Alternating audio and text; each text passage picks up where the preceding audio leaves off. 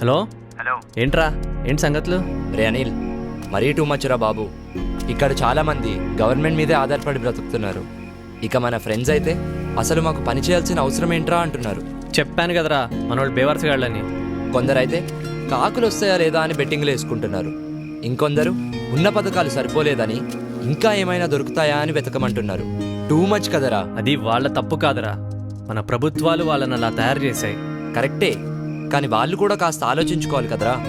దానివల్ల మనకే నష్టమని. అంత ఆలోచించే జ్ఞానాన్ని కూడా మన నాయకులు మనకు పంచర్రా. ఎందుకంటే ఎక్కడ మనం వాళ్ళని నిలదీస్తామో అని వాళ్ళ భయం. మరి ఇలాగే ఉంటే ఎలారా? రేయ్, దీనికే ఇలా అనుకుంటే కొన్ని రోజుల తర్వాత మన ఊర్లో ఎంపీటీసీ ఎలక్షన్స్, అప్పుడు అస్సల పండగ మొదలైద్ది. ఎలక్షన్స్ వస్తే పండగేంట్రా? మరి మన దేశంలో కుల మత ప్రాంతీయ అభిప్రాయ భేదాలు లేకుండా జరుపుకునే ఏకైక పండగ ఎన్నికల పండగరా. క్రిస్మస్ కి శాంటా క్లాస్ ఫ్రీ గిఫ్ట్స్ పంచినట్లు ఎన్నికల ముందు మనకు కూడా మన నాయకులు ఫ్రీ గిఫ్ట్స్ ఆఫర్ చేసే రోజులు రావి. చూస్తావుగా, నీకే అర్థమవుతుందిలే. హలో హలో రేయ్, లైన్లో ఉన్నావా? హలో. ఏమైందిరా? కానీ వీళ్ళందరి మధ్యలో ఒక్క అమ్మాయి మాత్రం చాలా మెచ్యూర్డ్గా ఆలోచిస్తుంది. ఎవరు? మన కృష్ణరా, వీరన్న మామ కూతురు. ఓ తనా? తను మాత్రం లైఫ్లో ఏదో సాధించాలని తండ్రి వద్దంటున్నా కూడా పాసిబిలిటీస్ వెతుక్కుంటూ టీచర్గా జాబ్ చేస్తూ వచ్చే డబ్బులతో బిఎస్సీ అగ్రికల్చరల్ వొకేషనల్ కోర్స్ చేస్తుందిరా. నాకు తను బాగా నచ్చేసిందిరా. ఏంట్రా కొంపదీస్ లవ్వా? అలా ఏం కాదురా, but she is something special. I like her. ఓ ఇప్పుడు లైక్ అంటావు, తర్వాత లవ్ అంటావు. అచ్చీ నోర్మై, ఫోన్ పెట్టు. రేయ్ చల్లో, బయట ఏం చేస్తున్నావు? ఏం లేదన్నా, ఫ్రెండ్తో ఫోన్ మాట్లాడుతున్నా. సర్లే వెళ్ళి పడుకో. సరే, నువ్వు కూడా వెళ్ళి పడుకో.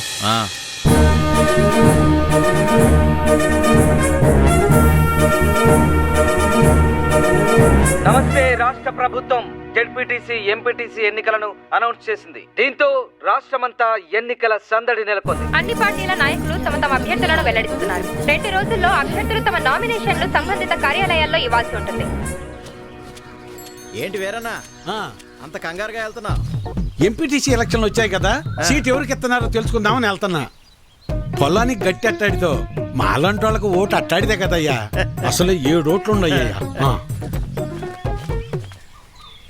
రేపు జరగబోయే ఎంపీటీసీ ఎలక్షన్స్ లో ఎవరెవరు ఎంత పెడతారో చెప్తే సీట్ ఎవరికి ఇవ్వాలో డిసైడ్ చేస్తా. అన్నా నేనేం పెట్టలేను కానీ సీట్ మాత్రం నాకే కావాలా. 25 సంవత్సరాల నుంచి ఇదే పార్టీలో ఉన్నానన్నా. అన్నా ఇవేం కాదు గానే, నేను 30 లక్షలు ఖర్చు పెడతానన్నా. ఎన్నికల ఖర్చులు కూడా మొత్తం నేనే చూసుకుంటా. సీటు మాత్రం నాకే కావాలి. అవును గానీ నీకు అంత డబ్బు ఎక్కడిది? డబ్బున్న ఎన్ఆర్ఐ అల్లుడు నా వెనుకున్నాడన్నా. సీట్ మాత్రం నాకే కావాలన్నా. నువ్వు ఆగవయ్యా. ఎవడెక్కువ డబ్బు పెడితే వాడికే సీటు. అది మన పార్టీ సిద్ధాంతం. దానికి మన అందరం కట్టుబడి ఉండాలి. ఈయన్నే ఎంపీటీసీగా నిలబెడుతున్నాం, మీరందరూ సపోర్ట్ చేయాలి.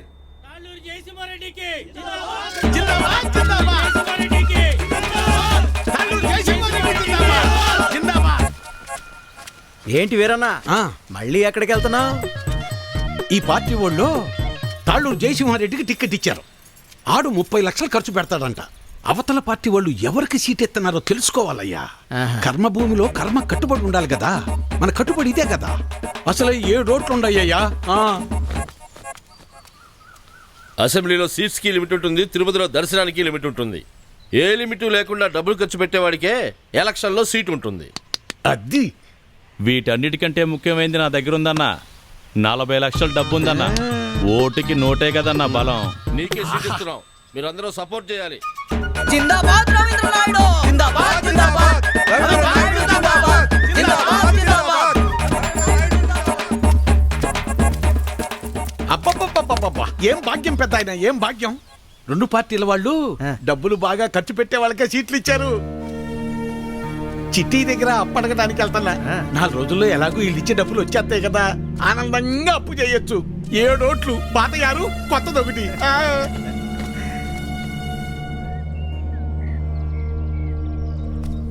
నీకెందుకయ్యా ఇవన్నీ? నువ్వు చేయలేవు బాబు. చేయలేమనుకుంటే ఎప్పటికీ చేయలేం బాబాయ్. అయినా చిన్నప్పుడు నాన్నతో చేసిన పనులే కదివి, ఏం కాదులే. ఇంత పెద్దవాడివైనా అప్పటి విషయాలు ఇంకా మర్చిపోలేదా? ఎలా మర్చిపోతాను బాబాయ్, ఇప్పుడు ఈ పనులు చేస్తూ ఉంటే కూడా నాన్నే గుర్తొస్తున్నారు. నువ్వేమో ఇలా అంటున్నావు, కానీ ఈ ఊర్లో సగం మంది పొలం పండించడమే మానేశారు. ఆ వీరన్న అయితే కౌలు పనికైనా రారా, చేతిలో ఖర్చులకు 4 డబ్బులుంటాయి కదా అంటే నేను పని ఎప్పుడో మానేశాను, అయినా పని చేయాల్సిన అవసరం నాకేముంది అంటాడు. ఇలా అందరూ ఉంటే ఎలా చెప్పు బాబు? ఆ మాట ఎంత చెప్పినా ఎవరూ అర్థం చేసుకోవడం లేదు.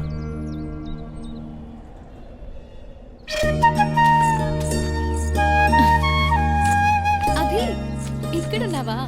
ఏంటి 2 రోజుల నుంచి కనిపించలేదు? వదిన వాళ్ళతో టౌన్కి వెళ్ళొచ్చాను. అక్కడికి వెళ్ళినప్పుడు సినిమా చూశాను. సినిమా ఎంత బాగుందో తెలుసా? హీరో అయితే అయ్యో బాబోయ్ ఎంత బాగా యాక్టింగ్ చేశాడో, విలన్లని ఎలా కొట్టాడో నాకైతే చాలా బాగా నచ్చింది. పాటలు డాన్సులు చంపేశాడంతే అసలు. కానీ చేయని తప్పుకి హీరోయిన్ ని బాధ పెట్టడం, లాస్ట్ లో రియలైజ్ అవ్వటం. 4 times ఏడ్చాను తెలుసా? సినిమా చూసినప్పుడు ఏడవటమే కానీ లైఫ్ లో ఎప్పుడూ కన్నీళ్లు రాలేదు. నా ఫ్యామిలీకి నేనంటే అంత ఇష్టం. నా హ్యాపీనెస్ ఏంటో తెలుసా? మార్నింగ్ లేవటం, నాన్నకి కాఫీ ఇవ్వటం, అన్నయ్యలకి బాయ్ చెప్పటం, వదినలతో కబుర్లు చెప్పటం, రెడీ అయి స్కూల్కి వెళ్ళటం, ఈవినింగ్ ఇంటికి వచ్చాక అమ్మతో మాట్లాడటం, అందరం కలిసి భోజనం చేయటం. This is my simple life. I like you.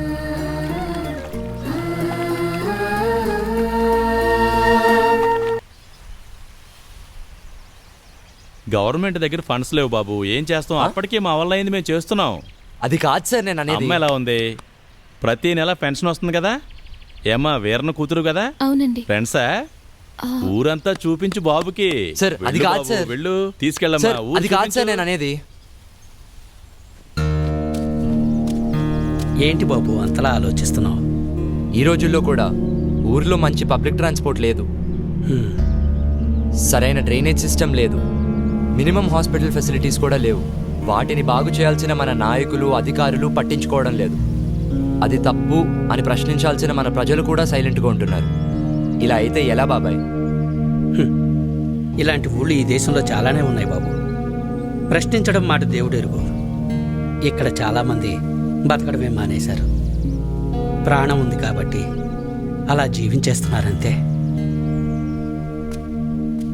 రేయ్ 2 రోజుల్లో ఎలక్షన్స్ కదా, ఓటు వేయడానికి రావట్లేదా? రే నాకు ఈ ఎలక్షన్స్ అంటే అస్సలు పడదు, అందుకే నేను ఇప్పటివరకు ఓటే లేదు తెలుసా? రేయ్ ఓటు వేయకపోవడం ఏంట్రా? అది కరెక్ట్ కాదురా. అరే నువ్వు ఈ క్లాసులు పీకడం ఆపరా బాబు, నాకు చాలా పని ఉంది ఇక్కడ, నేనుంటా, బాయ్. ఈసారి గెలుపు మందే. ఎరా ఏంటి ఎలా ఉంది అక్కడ ఎలక్షన్ మూమెంట్? అన్ని బాగానే జరుగుతున్నాయి అన్న. ఓ పని చేద్దాం, ఈ రోజు రాత్రికి మన ఊరోళ్ళందరికీ మంచి పార్టీ అరేంజ్ చేద్దాం. సరే అన్నా. అన్నా నిన్న రాత్రి జయసింహ అందరికి భారీగా పార్టీ ఇచ్చాడన్నా. సరేలేరా, ఎంత పెద్ద సినిమా అయినా కూడా ఆ సినిమా హిట్టా పట్టా అని డిసైడ్ చేసేది ఆ సినిమా క్లైమాక్స్ మాత్రమే. ఎందుకంటే ఆ ఫీల్ తోటే జనాలు థియేటర్లోంచి బయటకు వస్తారు. ఇది అలాంటిదే. పార్టీ ఎలా ఇచ్చాడనేది ముఖ్యం కాదు, ఎప్పుడు ఇచ్చాడన్నదే ముఖ్యం. ఈరోజు ప్రచారానికి లాస్ట్ రోజు, ఈ రోజు ఇచ్చేద్దాం, జనాలు మనల్నే గుర్తుపెట్టుకుంటారు. ఓరోరి సాములోరు తెలివైన వారు మీరు, ఈ నోటు ఆశ చూపి రాజాలు ఏలుతారు. ఓరోరి సాములోరు తెలివైన వారు మీరు, ఈ నోటు ఆశ చూపి రాజాలు ఏలుతారు. తిమ్మిని బమ్మిని బమ్మిని తిమ్మిని చేస్తారు ఏమైనా, ఏదోలా నోటు చూపి ఓటు ఎత్తుకుపోతారు. నా ఒటు నటు సరకముడు పోయింది, నా ఒటు నటు సరకముడు పోయింది. మతు మతుగా గుండెకు హత్తుకుపోతోందే, మతు మతుగా గుండెకు హత్తుకుపోతోందే. నా ఒటు నటు సరకముడు పోయింది, నా ఒటు నటు సరకముడు పోయింది.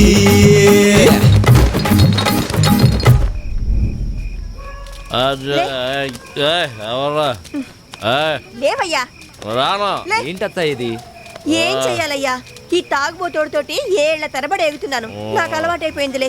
అది కాదత్తా, ఇలా మందుకు నోటుకు ఓటు అమ్ముకోవడం కరెక్ట్ కాదు కదా. ఇది కరెక్టా కాదా అన్నది మాకు తెలియదయ్యా. అయినా మాకు చెప్పడం కాదయ్యా, ఆపగలిగితే ఇచ్చేవాళ్ళ నాపు. లేవయ్యా, లే పద.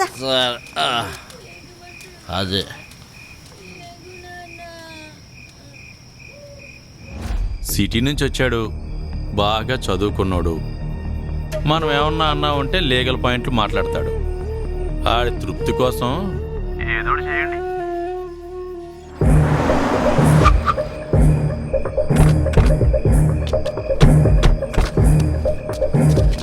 మీరే ఎంక్వైరీ చేయండి. నువ్వు ఇటెళ్ళు, మీరిద్దరు అటెళ్ళండి, ఒకళ్ళు నాతో రండి. ఏమా పార్టీ వాళ్ళు మీకు ఏమైనా డబ్బులు ఇచ్చారా? ఆ రవీంద్ర గారి దగ్గర ఓటుకు డబ్బులు తీసుకున్నారంట కదా మీరు? డబ్బులు ఏమైనా తీసుకున్నారా మీరు? పార్టీ నాయకులు వచ్చారు కదా, డబ్బులు ఇచ్చారంట కదా, తీసుకున్నారా? మరి డబ్బులు పంచారని కంప్లైంట్ వచ్చింది. మీరేమైనా తీసుకున్నారా? తీసుకోలేదా? ఓటు వేయడం కోసం మీకు ఎవరైనా డబ్బులు ఇచ్చారా? ఇవ్వలేదా? మరి కంప్లైంట్ వచ్చింది. ఏంటి సార్ మా ఇంటికి వచ్చారు? మీ ఇంట్లో వాళ్ళు ఓటు వేయడానికి డబ్బులు తీసుకున్నారని కంప్లైంట్ వచ్చింది. కంప్లైంట్ ఎవరు ఇచ్చారు సార్? అభి ఇచ్చాడు.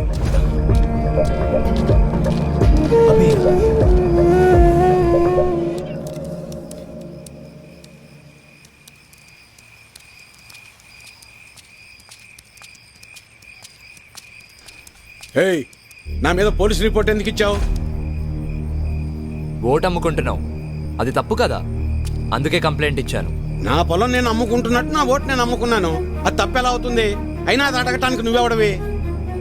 చూడు, ఈ పట్టీలో ఇటుకలు ఎన్ని ఉన్నాయో అన్ని పార్టీలు రావాలని కోరుకుంటున్నాను నేను. నీ ఆశ చూస్తుంటే నాకు నవ్వొస్తుంది. అయినా ఓటు అమ్ముకునే బదులు ఏదైనా పని చేయొచ్చు కదా. అసలు నీకు ఓటే లేకపోతే ఏం చేసేవాడు?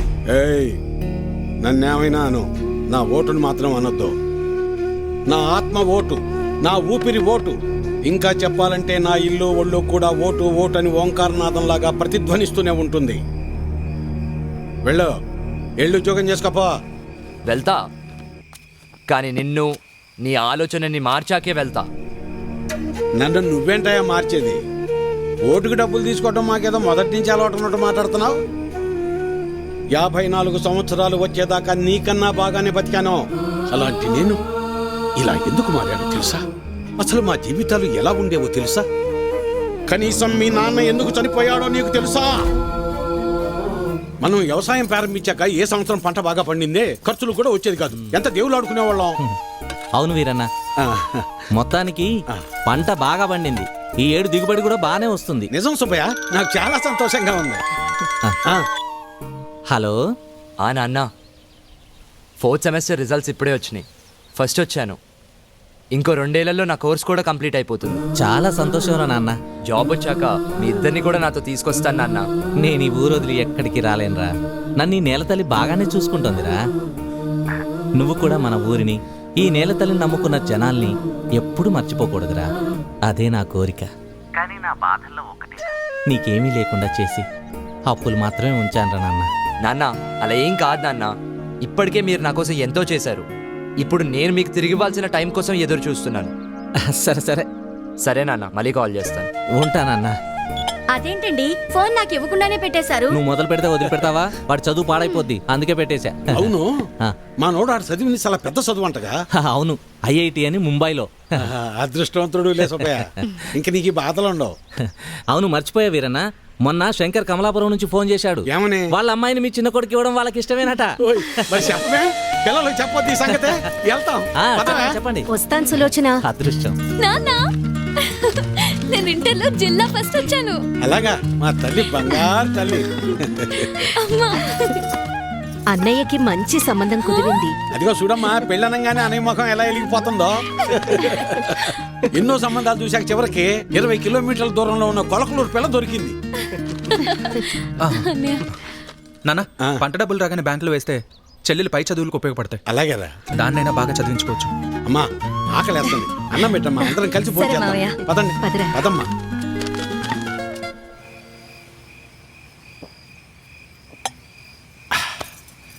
ఇవాళ నాకు చాలా సంతోషంగా ఉంది.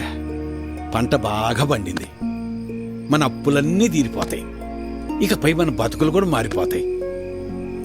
ఇన్నాళ్ళు చిన్నాడి గురించే నాకు అది దిగులుగా ఉండేది. ఇప్పుడు ఆడి పెళ్లి కూడా కుదిరింది. మన అమ్మాయిని బాగా చదివించి కలెక్టర్ని చెయ్యాలి. ఆ తర్వాత మన బతుకంతా సంతోషం. నీ పేరు మల్లాది వీరన్న కాదు, మాటల వీరన్న అని పెట్టాల్సింది. ఇంకేమన్నా పెట్టద్దు? సర్లే పద. పద. మబ్బట్నట్టుందయ్యా. మబ్బులేదేం లేదులేరా.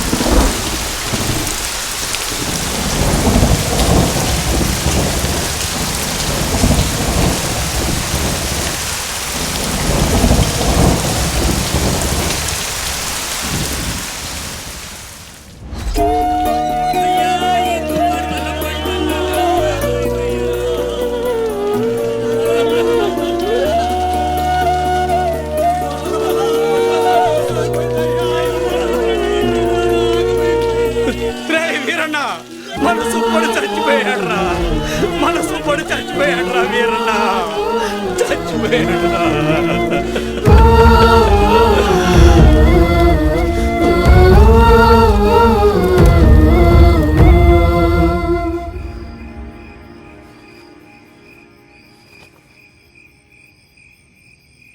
రాత్రి మూసిన మబ్బు ఆకాశాన్నే కాదు మా జీవితాల్ని కూడా కమ్మేసింది.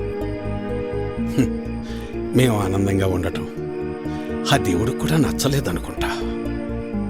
అందుకే ఆ రాత్రితో మా జీవితాల్నే తలకిందులు చేసేశాడు. ఏనన్నా డబ్బులు ఎప్పుడు ఇస్తావు? ఎన్నాళ్ళ ఇది ఇచ్చి? మాట్లాడవేది? ఏరన్నా డబ్బులు ఎప్పుడు ఇస్తావు? నువ్వు ఇల్లు అమ్ముతావో ఏం అమ్ముకుంటావు నాకు అనవసరం. డబ్బులు ఏర్పాటు చేసి ఉంచు. ఏ వీరన్నా డబ్బులు ఎప్పుడు ఇస్తావు? ఎన్నాళ్ళు ఆగాలి? మా నాన్న ఇంటికాడ తప్పేస్తున్నాడు.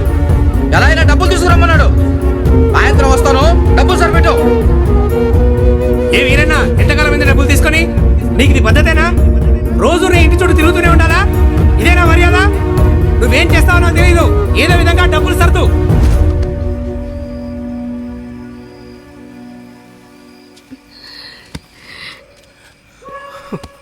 నిన్ను ఇలా చూస్తుంటే చాలా భయంగా ఉందయ్యా.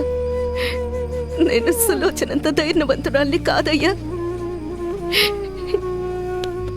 నీకేమన్నా అయితే మేమంతా ఏమైపోతావయ్యా? ఒక్కసారి ఆలోచించయ్యా. ఒక్కసారి. నువ్వేం బాధపడకు నాన్న, నీకు నేనున్నానుగా. ఒక తండ్రిగా మమ్మల్ని పెంచడానికి నువ్వెంత కష్టపడుతున్నావు, ఒక రైతుగా నీ పంట పొలాల్ని పండించడానికి కూడా ప్రతిసారి నువ్వు అంతకంటే ఎక్కువ కష్టపడుతున్నావు నాకు తెలుసు. కానీ ఈసారి కొంచెం నష్టం ఎక్కువే జరిగింది.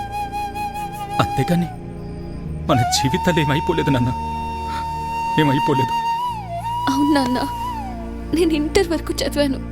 ఏదో ఒక చిన్న జాబ్ దొరుకుతుందిలే. నాన్న నాకు పెళ్లి కాకపోతే ప్రపంచమే ఆగిపోదు నాన్న. నాకు పెళ్ళే వద్దు, అసలు పెళ్ళే వద్దు నాన్న.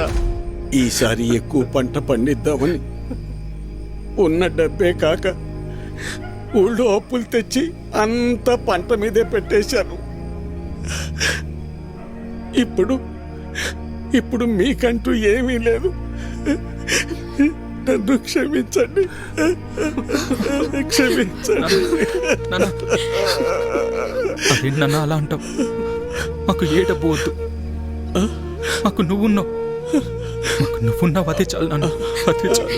అవునయ్యా. అవును మావయ్య.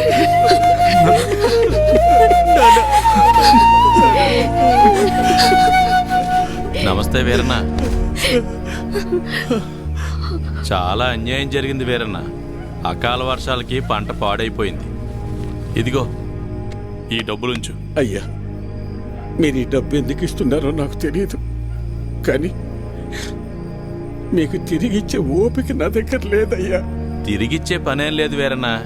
మీ ఇంట్లో 6 ఓట్లు ఉన్నాయి కదా, వచ్చే ఎలక్షన్లో 6 ఓట్లు మాకే అయ్యండి. రే ఇవ్వరా, ఇవ్వు. తీసుకో వీరన్న.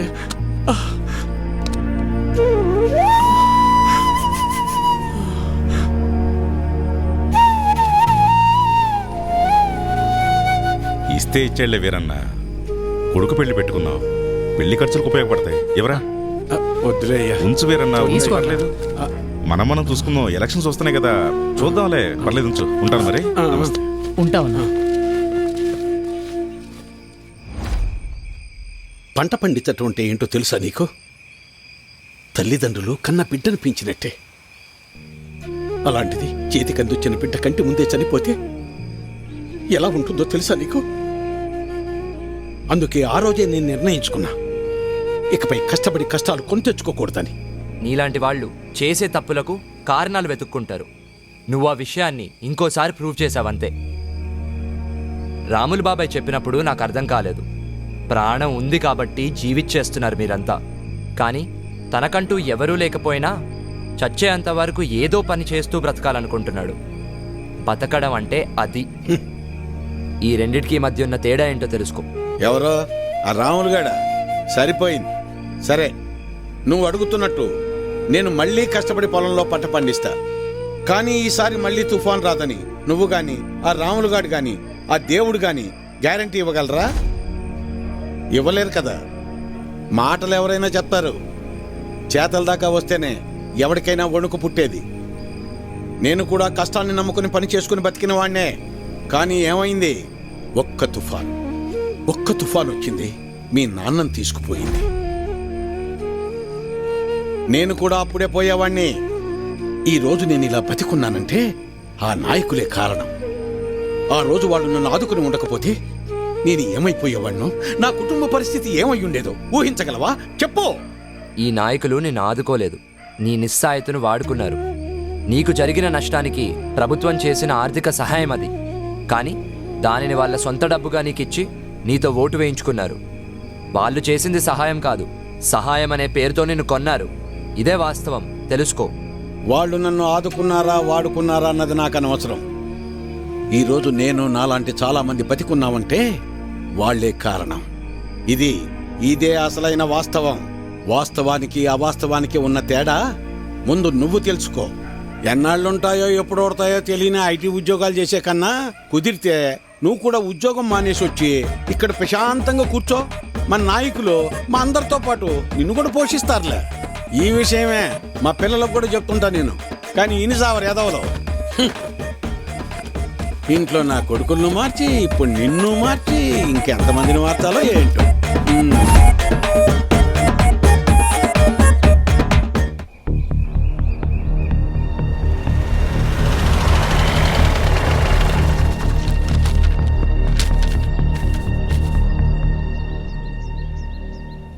బ్రేకింగ్ న్యూస్ చూస్తున్నాం. సీతారామపురంలో ఓటుకు నోటు పంచుతున్నారంటూ కంప్లైంట్స్ రావడంతో ప్రస్తుతానికి అక్కడ ఎన్నికలు వాయిదా పడ్డాయి. ఇదిలా ఉంటే సీతారామపురంలో ఎన్నికల ప్రచారంలో ఇరు పార్టీలు జనాలకు ఓటుకు నోటు పంచుతున్నారని కంప్లైంట్ రావడంతో అక్కడి ఎన్నికలు ప్రస్తుతానికి వాయిదా పడ్డాయి. నిజ నిజాలు తెలుసుకోవాలని ఎన్నికల కమిషన్ అధికారి సంబంధిత జిల్లా కలెక్టర్ కు ఆదేశాలు జారీ చేశారు. చేసిన పని గత 15 ఏళ్లుగా మనమే కదా గెలుస్తున్నాం. అన్నా, డబ్బులు పంచి పెడుతున్నామని ఎవడో కంప్లైంట్ ఇచ్చాడనా, అందుకోసం ఎన్నికలు ఆపేశారనా, టీవీలో చూపిస్తున్నారనా. అరే అసలు నువ్వేం చేసావో నీకు తెలుస్తుందా? ఊర్లో జనాల మీద కంప్లైంట్ ఇవ్వడం ఏంట్రా? అయినా ఓట్ల కోసం డబ్బులు తీసుకోవడం ఇదేమన్నా కొత్త విషయమా? మన ఊర్లో మాత్రమే జరుగుతుంది అనుకుంటున్నావా? దేశం మొత్తం ఇలానేరా జరుగుతుంది. మారాలరా, అందుకనే ఇలా చేశాను. ఏంటి? ఈ మార్పు దేశం మొత్తం రావాలి, దానికి మన ఊరే తొలి అడుగవ్వాలి. ఏం మాట్లాడుతున్నావురా? అవును, ఏ మార్పైనా ఒక్క అడుగుతోనే మొదలవుతుంది. నేను వేసే ఈ అడిగే అది కాదురా. ఓకేరా, బాయ్.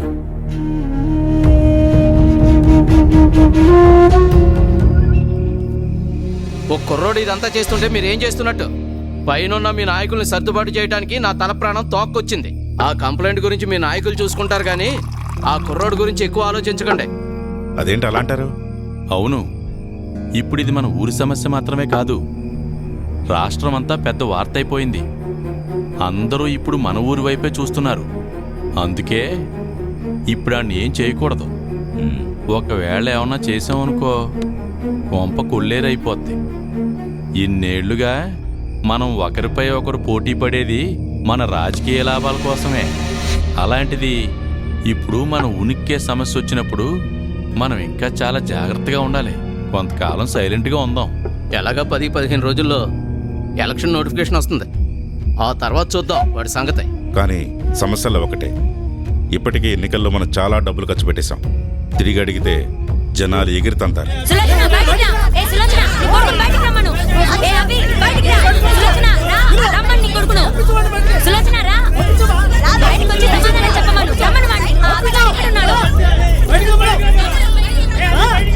ఏమైందక్క? అక్క తొక్క అని నువ్వు నీ కొడుకు మా కొంపలు ముంచారు కదే. ముందు వాడిని బయటికి రమ్మను. అభి, ఏమైందమ్మా? ఏరా, చాలా సంవత్సరాల తర్వాత ఊరొచ్చావు. తండ్రి లేని బిడ్డవని మేం కూడా జాలి చూపిస్తే మా కొంపలే ముంచుతావా? అసలు ఏమైంది బాబాయ్? తప్పుకోండి. సిటీలో లక్షలు సంపాదిస్తున్నావు, పొగరెక్కువైందిరా నీకు. చాలా కాలం తర్వాత ఊరొచ్చావు, మూసుకుని నీ పనులు చేసుకోకుండా మాతో నీకేంట్రా పని? ఇప్పుడు చెప్తున్నా, మేం తీసుకున్న డబ్బులు తిరిగి కట్టవలసి వస్తే నయా పైసాతో సహా నువ్వు కట్టి ఇక్కడి నుంచి కదలాలి, లేదంటే నా చేతిలో చస్తావు. అర్థమైందా? పదండి పదండి పదండి. నువ్వు మావాడు అనుకున్నాం కదా, మమ్మల్ని ఇంత మోసం చేస్తావు అనుకోలేదు. అసలు ఎందుకు వచ్చావు ఈ ఊరికి నువ్వు? ఈ ఊరు వదిలి వెళ్ళిపో. పదండ్రా, వీడితో మనకెందుకు. ఊరంతా కంపు కంపు చేసి పడేశాడు. రండి వెళ్దాం రండి.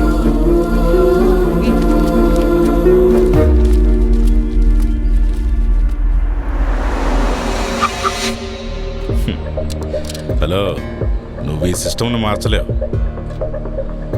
ఈ సిస్టమ్ ఇలాగే పనిచేస్తుంది. నువ్వు ఇంకా ఎక్కువ ఆలోచించావనుకో, ఈ ఊరి జనమే నిన్ను తరిమేస్తారు. జాగ్రత్త. పోనేరా. పోనే. పిచ్చి పట్టిందా నీకు? ఇవన్నీ నీకెందుకురా? పోరా, వెళ్ళిపోయి ఉద్యోగం చేసుకో. నీ బతికేతో నువ్వు చూసుకో, నీ బాగేంటో నువ్వు చూసుకో. పోరా, వెళ్ళిపోరా. నీ భవిష్యత్తు కోసం నువ్వు వెళ్ళిపోరా.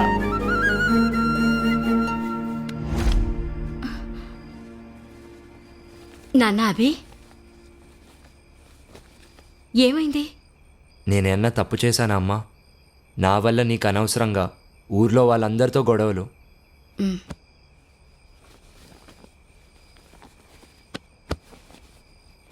నువ్వు చేసేది మంచో చెడో నీ తల్లినైనా నాకే అర్థం కావడం లేదు. అలాంటిది ఊళ్ళో వాళ్ళందరికీ ఎలా అర్థమవుతుందనుకున్నావురా? ఆ రోజు తుఫానొచ్చి మా పంట పొలాలను, మా బతుకుల్ని ముంచేసినప్పుడు ఈ నాయకులు డబ్బులివ్వడాన్ని సహాయమని మేమనుకున్నాం, కాదు స్వార్థమని నువ్వంటున్నావు. ఆ రెండింటికీ తేడా తెలిసేంత జ్ఞానం మాకు లేదురా. ఎవరైనా చెప్తే తెలుసుకునేవాళ్ళమేమో, కానీ అలాంటి తెలివైన వాళ్ళు బాగా చదివి తమ జీవితం కోసం, సంపాదన కోసం దేశ దేశాలు దాటుతున్నారు. ఇక మా బతుకులు ఇలానే ఉంటాయి కదరా. ఎక్కువ మాట్లాడానేమో, క్షమించు నాన్నా.